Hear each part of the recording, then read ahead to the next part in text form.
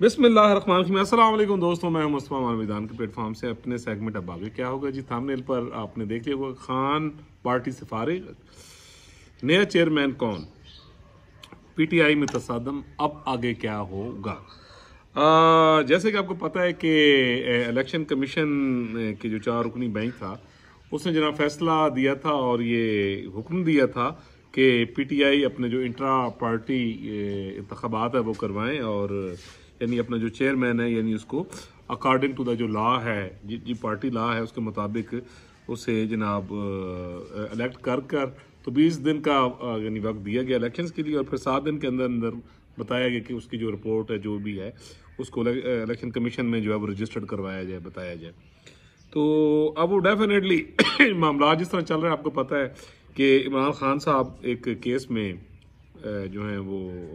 मतलब सजा याफ्ता हैं तोशाखाना केस में, और यानी उसके साथ साथ यानी उनकी जो है यानी सीट से भी उनको नाअहल कर दिया गया था और उनकी 5 साल के लिए जो नाअहली है यानी वो बरकरार है स्टिल, अगरचे कि वो सज़ा जो है वो यानी मुअत्तल इस्लामाबाद हाई कोर्ट ने कर दी थी, बट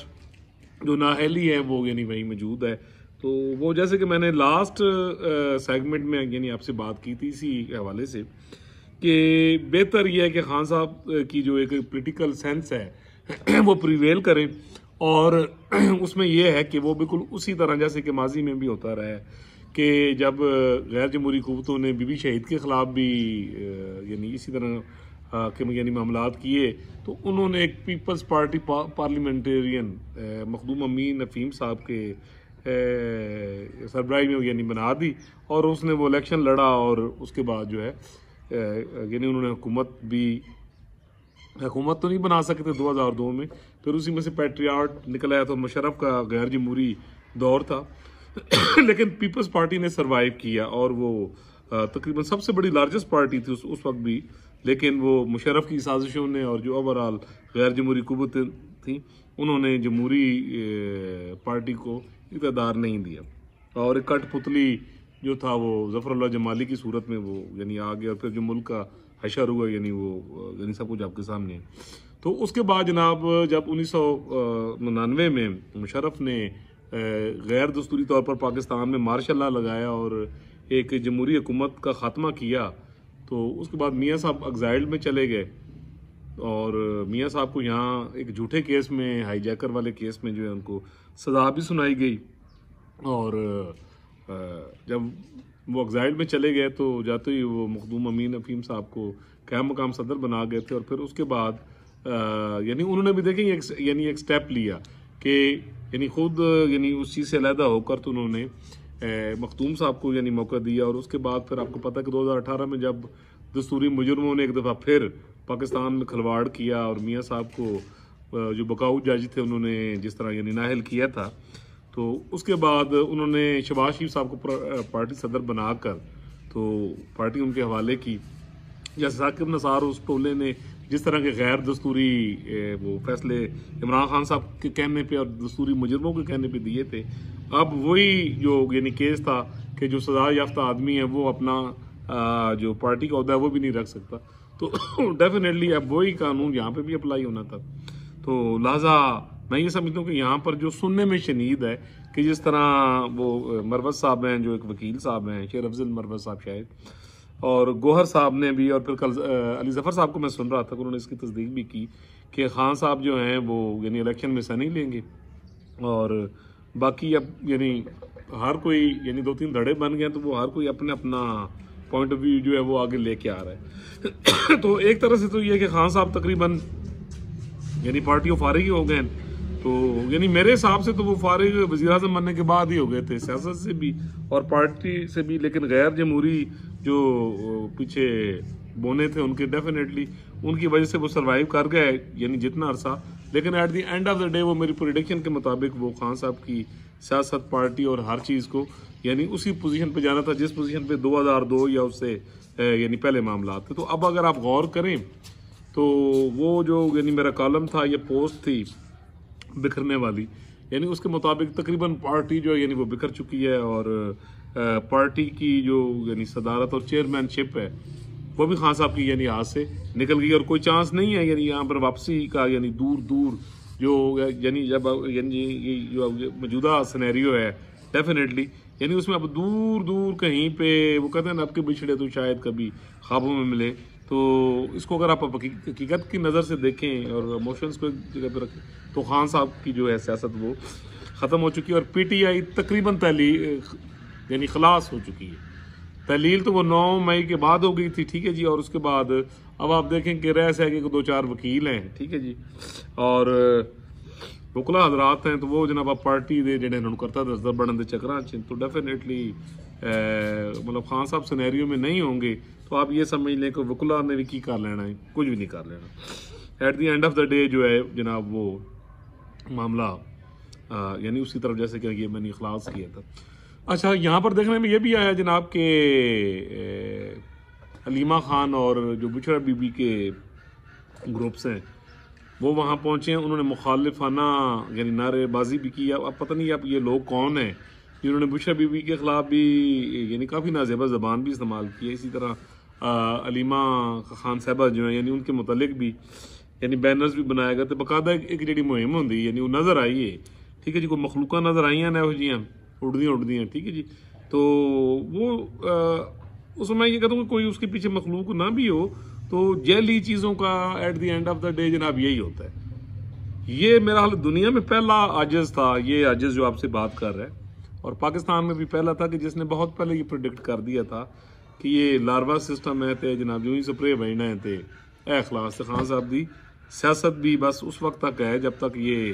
फ्रॉड चल सकता है। पाकिस्तान आगे नहीं बढ़ सकता, पाकिस्तान पीछे रह जाएगा और रह गया आपके सामने। तो यानी वही बारी मेरी लाइंस जो यानी मैं अर्ज करता था कि भाई वो पाकिस्तान मियाँ साहब तो बगैर तो जमहूरी हुकूमत के बगैर नहीं चल सकता, मुल्क तो हवाले करना ही पड़ेगा। और वो देखिए वो मामला उधर ही जा रहे हैं। तो अब जनाब ये है कि PTI तो समझो वो जिस तरह वो पाकिस्तान मुस्लिम लीग के कासिम ग्रुप होता सी ना अकले मलक कासिम साहब सन, ठीक है जी। तो सेम लाइक डैट अब ये यानी ये भी पार्टी है मेरे ख्याल में। ये जो लोग हैं यानी वकला बरदर भी हैं और जो यानी उम्मीदवार लग रहे हैं कि जी कोई चेयरमैनशिप वास्ते इलेक्शन लड़नगे, इन्हों का हाल भी वो नवाबजादा नुसरुल्ला साहब वाला पार्टी का होना है ना कि जलसा होया ना तो फिर किसी ने किया जी कि इन्ने बंदे, क्योंकि वो टांगे में ज़्यादा यूज़ करते थे तो वो टांगा पार्टी कहा जाता था उसको कि जनाब जलसे नालों बहुत टांगे च बंदे सन,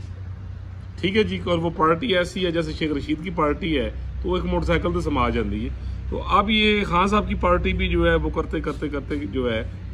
मतलब ये कोई इतनी खुशी की बात नहीं है, but at the end of the day इसका एक यानी अफसोसनाक अंजाम हुआ है। काश खान साहब ने यानी जमहूरी तर्ज अमल किया होता और जब उनकी हुकूमत जमहूरी तरीके से ख़राब की गई थी, ख़त्म की गई थी, तो उन्हें चाहिए था कि अगर वो जमहूरी रवैया रखते तो कम अज़ कम ये था कि चलो विखाण वास्ते वो सियासत रहते और ये सब कुछ ना हो रहा होता जो अब यानी हो रहा है। तो ऐसे है जनाब के अब यानी सीधा सीधा यानी वो मुकाबला यही लग रहा है कि नून लीग को एक किस्म का वॉक ओवर मिल रहा है। और मैं ज़ाती तौर पर देखिए मुझे ये चीज़ बताते हुए ये मतलब मैं यानी बड़ा दुखी भी हूँ और मैं ये समझता हूँ कि पोलिटिकल पार्टीज़ को ना तो इस तरह जाली तरीके से बनाना चाहिए जिस तरह बनी है तो होने की जी वो IPP जिस तरह, ठीक है जी। तो क्योंकि इन पार्टीज़ का फिर अंजाम ऐड है क्योंकि अवाम में इनकी जड़ें नहीं होती, ठीक है जी।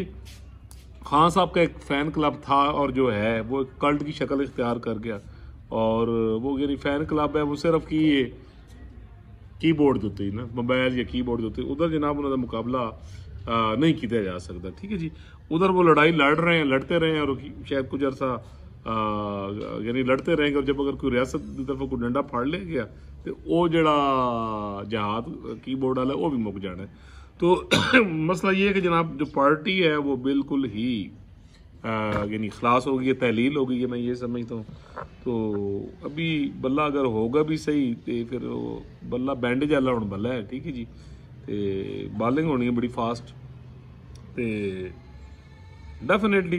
रिजल्ट जो होगा यानी वो आपके सामने मतलब एक अफसोसनाक एक जेली सिस्टम का एक जेली तरीके के साथ मैं ये समझता हूँ कि एक बड़े यानी अफसोसनाक अंजाम। काश ये पार्टी इस तरह जल्दी ना बनी होती, खान साहब ने पॉलिटिकल स्ट्रगल की होती, पॉलिटिकल फोर्सेस के साथ मिले होते तो चले कुछ ना कुछ उन्होंने रोल रह जाना सी, जना हुण बिल्कुल कोई नहीं थे, अगे कोई और ज़्यादा रोल हो भी नहीं सकता। तो अब ये देखिए जी, नए चेयरमैन के लिए बाकायदा तौर पर ऑफिशियली किसका ऐलान होता है। अब दिन भी थोड़े से रह गए हैं, यानी वो ऑर्डर आने के बाद काफ़ी दिन गुजर गए, तो मेरे ख्याल में अब सिर्फ 12-14 दिन रह गए हैं। इसी में आप देखेंगे कि कोई भी नॉमिनेशन आएगी और यानी पार्टी के चेयरमैन या सदर जो भी ओहदा होगा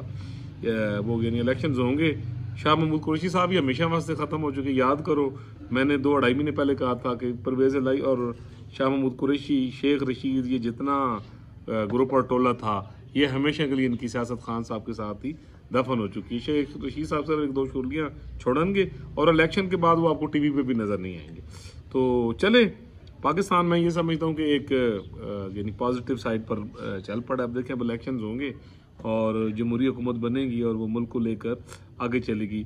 मैं ये समझता हूँ कि जो PTI थी बस उसका साथ मैं समझता कि इतना ही है, तकरीबन मामला ख़त्म हो गया और बाकी रहे ऐसे आपको इलेक्शन में और उसके बाद भी आपको नज़र आ जाएगा। तो अफसोसनाक बात जी, एक दफ़ा फिर अगर आपने मेरा चैनल सब्सक्राइब नहीं किया तो काइंडली कर दीजिए, बेल आइकन का बटन दबा दीजिए, इसको शेयर भी कर दीजिए, कमेंट बॉक्स में ज़रूर अपनी राय दिया करें जी। अल्लाह ताला पूरी दुनिया पर, पाकिस्तान पर, बच्चे बच्चे बिलबूटे पर अपना करम करे। अल्लाह ताला हमें पाकिस्तान के दूसरों पर अमल करने की तौफीक दे। अल्लाह ताला हर पास से जनाब सुकून रखे। मिलेंगे जी अगले व्लॉग में एक नए टॉपिक के साथ।